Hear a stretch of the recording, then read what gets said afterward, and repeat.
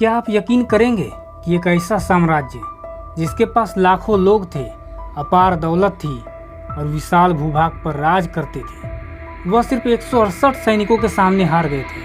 हाँ, 1532 ईस्वी में यही हुआ था इनका एम्पायर के साथ। अब सवाल है, आखिर कैसे? एंडीज की ऊंचाइयों में फैला अमेरिका का यह साम्राज्य बाहर से अटूट दिखता था, हर दिशा में उसका प्रभाव था, हर तरफ उसकी ताकत का डर था।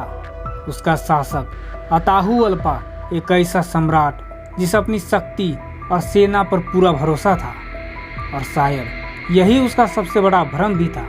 इसी बीच समुद्र के पार से एक छोटा सा दल आगे बढ़ा। नेतृत्व कर रहा था फ्रांसिस्को पिजारो। सिर्फ 168 सैनिक, ना कोई विशाल सेना, ना कोई बड़ा साम्राज्य, लेकिन उनके पास था बेहतर हथियार, घोड़े और सबसे खतरनाक चीज, योजना। जब ये लोग इंका भूमि पर पहुंचे तो उन्हें गंभीर खतरे की तरह नहीं देखा गया, उन्हें अजीब समझा गया।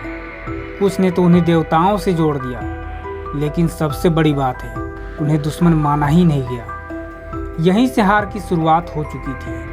कैजामार्का में एक मुलाकात तय हुई।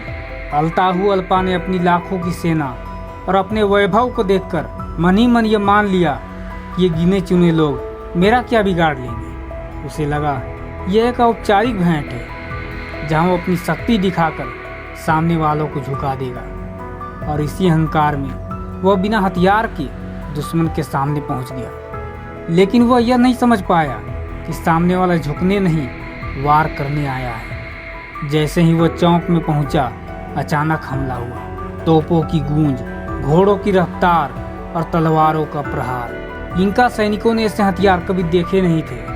उन्हें संभलने का मौका तक नहीं मिला। कुछ ही घंटों में हजारों लोग मारे गए और उनका सम्राट कैद कर लिया गया। यहीं से सब कुछ खत्म हो गया।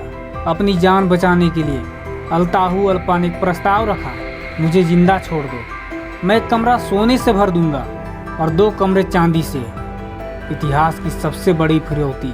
सोना आया, ढेरों में आया, लेकिन जिस भरोसे पर यह सब दिया गया था वह भरोसा कभी था ही नहीं। खजाना मिलते ही फैसला बदल गया और अंत में उसे मार दिया गया। इसके बाद साम्राज्य का संतुलन पूरी तरह से टूट गया।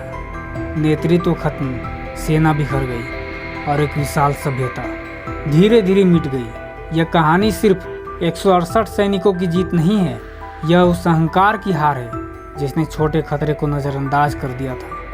यह उस भूल की हार है जहां दुश्मन को दुश्मन माना ही नहीं गया, और यह उस सोच की हार है जिसने अपनी ताकत को ही अपनी ढाल बना लिया।